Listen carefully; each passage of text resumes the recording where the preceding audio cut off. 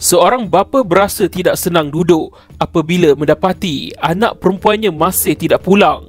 Dia berkali-kali menjenguk keluar rumah, namun kelibat kereta anak bongsunya itu tidak kelihatan. Sudah tidak terhitung lagi berapa kali si bapa menghubungi telefon bimbit anaknya, namun tetap tidak berjawab. Si bapa kemudian mengambil keputusan untuk mencari anaknya itu. Sewaktu dia mencari anaknya, alangkah terkejutnya apabila dia mendapati anaknya telah mati di tepi jalan. Apa yang terjadi sebenarnya? Kira-kira sebulan sebelum majlis perkahwinan berlangsung, mangsa ada menghubungi bakal suaminya dan dia meminta kepada bakal suaminya itu supaya menemaninya untuk menghantar tempahan kepada pelanggan. Bagaimanapun pada hari itu tidak seperti kebiasaan. Walaupun siang sudah berganti malam, kelibat mangsa masih lagi tidak kelihatan pulang ke rumah. Pada keesokan harinya, apabila bapa mangsa bangun pagi untuk menghantar cucunya ke sekolah, hatinya bertambah gundah gulana apabila kereta Proton Wira berwarna kelabu milik anak bongsunya itu tidak kelihatan di parkir kediaman mereka. Sudah tidak terhitung berapa kali panggilan dibuat ke nombor telefon bimbit mangsa, namun panggilan tersebut tetap tidak berjawab. Bapa mangsa berkata, "Bila bangun pagi nak hantar cucu ke sekolah, saya tengok kereta dia tak ada. Sebab risau keselamatannya, saya terus ke sekolah untuk dapatkan nombor telefon guru itu." Guru yang dimaksudkan oleh bapa mangsa adalah bakal suami kepada mangsa.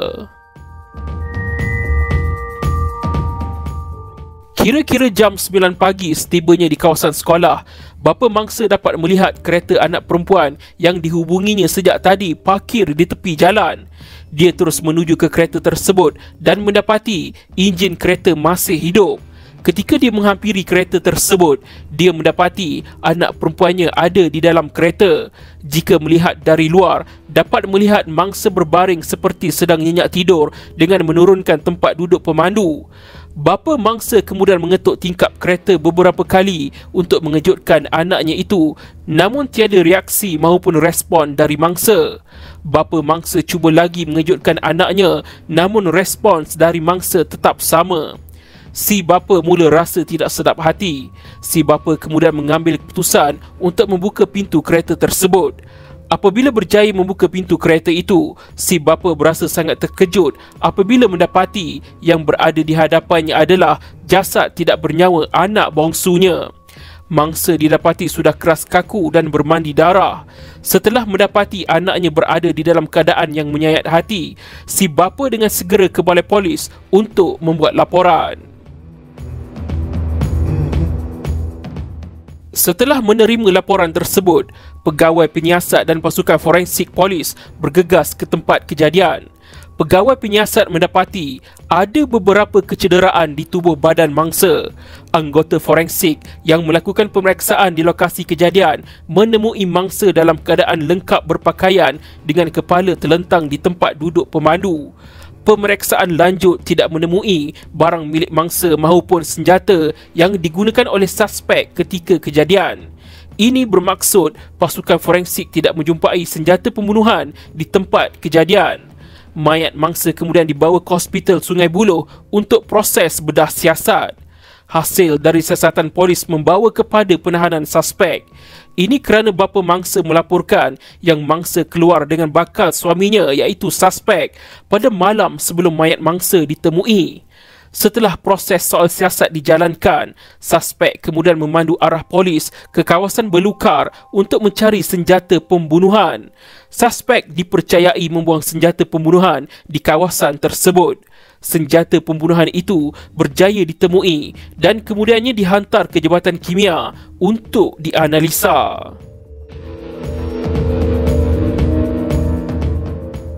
Suspek yang bernama Abdul Rauf Muhammad Dimyati, 26 tahun, dituduh membunuh bakal isterinya iaitu Nur Salina Nazir, 34 tahun, di hadapan Sekolah Rendah Agama Kuala Kubu Baru, Selangor pada 5 Mei 2015, kira-kira jam 8.30 malam.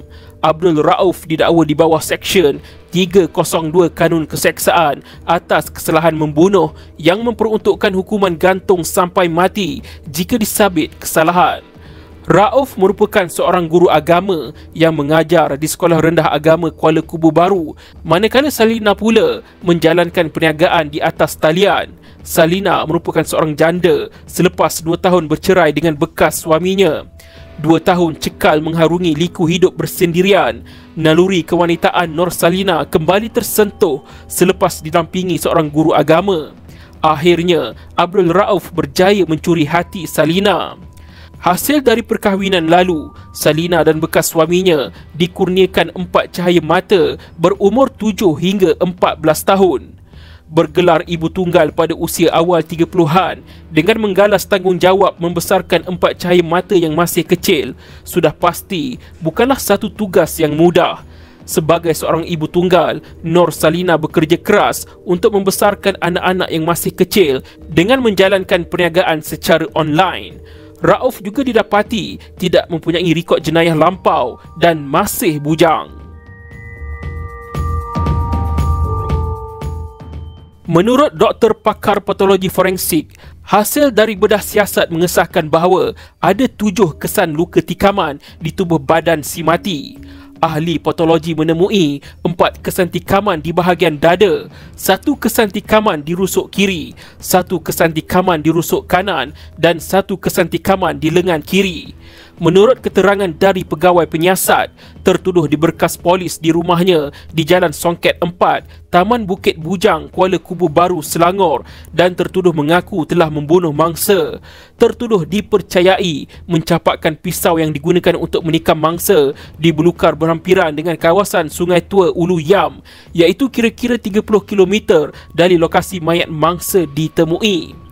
Kira-kira jam 12.30 tengah hari, iaitu 4 hari selepas insiden berdarah itu berlaku, sebilah pisau memasak bersaiz kecil berjaya dijumpai. Operasi ini membabitkan Polis Diraja Malaysia PDRM, Jabatan Bomba dan Penyelamat Malaysia GBPM dan Jabatan Pertahanan Awam JPAM serta dibantu masyarakat orang asli Sungai Tua. Alat khas pengesanan logam turut digunakan dalam operasi pencarian senjata itu berikutan keadaan lokasi dipenuhi dengan belukar tebal. Menurut keterangan dari anak saudara mangsa iaitu Aina yang berumur 24 tahun, Salina dan Rauf dijangka akan melangsungkan perkahwinan mereka pada 6 Jun 2015. Aina mengatakan bahawa keluarga mereka baru sekali bertemu dengan tertuduh iaitu pada bulan April 2015 untuk membincangkan hal tentang perkahwinan. Persiapan untuk perkahwinan Salina dan Rauf sudah hampir siap apabila baju pengantin dan pelamin sudah ditempah. Bukan itu sahaja, kad kahwin juga sudah siap desain dan hanya menunggu masa untuk dicetak sebelum diedarkan kepada tetamu jemputan. Aina juga mengatakan yang si mati pernah bercerita kepadanya bahawa Salina amat menyayangi Rauf. Salina menceritakan yang dia tidak pernah bergaduh dengan Rauf kerana Rauf amat baik dan alim. Apakah motif sebenar kejadian pembunuhan ini? Tertuduh mengatakan dia bertindak di luar kawalan kerana tidak tahan akibat kerap didesak oleh Salina untuk berkahwin. Motif pembunuhan kerana didesak untuk berkahwin seakan-akan tidak logik. Ini kerana menurut bapa mangsa iaitu Nazir Ramli 67 tahun mengatakan bahawa persiapan rapi untuk melangsungkan perkahwinan tertuduh dan si mati sudah hampir siap. Nazir berkata, hampir semua persiapan lengkap majlis perkahwinan Salina diatur. Ini termasuk baju Melayu yang akan saya pakai pada majlis itu nanti. Nota yang ditemui juga menunjukkan segala perbelanjaan termasuk duit hantaran, andaman, mas kahwin, pelamin, cincin dan bulan madu sudah dicatat oleh Salina. Nazir mengatakan yang Salina nampak teruja untuk berkahwin dengan tertuduh dan menyiapkan segala kelengkapan. Nazir juga berkata, arwah juga menyenaraikan persediaan yang perlu bagi perkahwinan mereka. Jadi, dakwaan anak saya terdesak untuk berkahwin adalah tidak benar. Menurut Nazir, dia mahu penjenayah yang membunuh anaknya itu menerima hukuman setimpal dan tidak akan memaafkan perbuatan tertuduh itu. Nazir dengan nada tegas berkata, apa yang dilakukan terhadap anak saya terlalu kejam. Anak saya ditikam mati 7 kali. Biar apapun masalah mereka berdua, kenapa perlu sampai membunuh? Penjenayah begini hanya layak dihukum gantung sampai mati. Pada 19 Mei 2015, Abdul Rauf dihadapkan ke Mahkamah Magistrate Kuala Kubu Baru atas pertuduhan membunuh Nur Salina. Tertuduh yang memakai baju T berwarna hijau dan berseluar jeans hanya mengangguk sambil menjawab "saya faham" selepas pertuduhan dibacakan oleh jurubahasa mahkamah. Peguam bela tertuduh kemudiannya memohon mahkamah untuk membenarkan Abdul Rauf dihantar ke hospital mental selama sebulan bagi menjalani pemeriksaan mental sebelum perbicaraan. Mahkamah kemudiannya membenarkan permohonan itu mengikut Seksyen 342 Kanun Prosedur Jenayah. Apakah keputusan laporan psikiatri dari hospital mental? Adakah tertuduh didapati tidak waras ketika menikam mangsa? Pada 15 Julai 2015, setelah 2 bulan berlalu, Mahkamah Magistrate Kuala Kubu Baru diberitahu laporan psikiatri tertuduh menunjukkan dia dalam keadaan waras dan layak dibicarakan.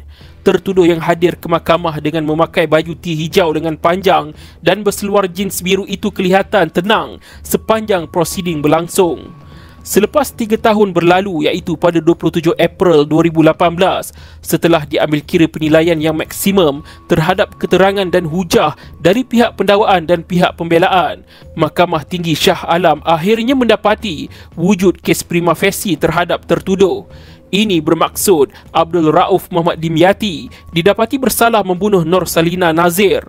Hakim bicara menjatuhkan hukuman gantung sampai mati ke atas Abdul Rauf. Keluarga Salina berpuas hati dengan keputusan mahkamah yang berpihak kepada mereka. Hukuman yang diterima tertuduh adalah setimpal dengan perbuatan kejamnya ke atas mangsa. Semoga roh Allahyarhamah Nur Salina Nazir dicucuri rahmat dan ditempatkan dalam kalangan hamba-hambanya yang beriman.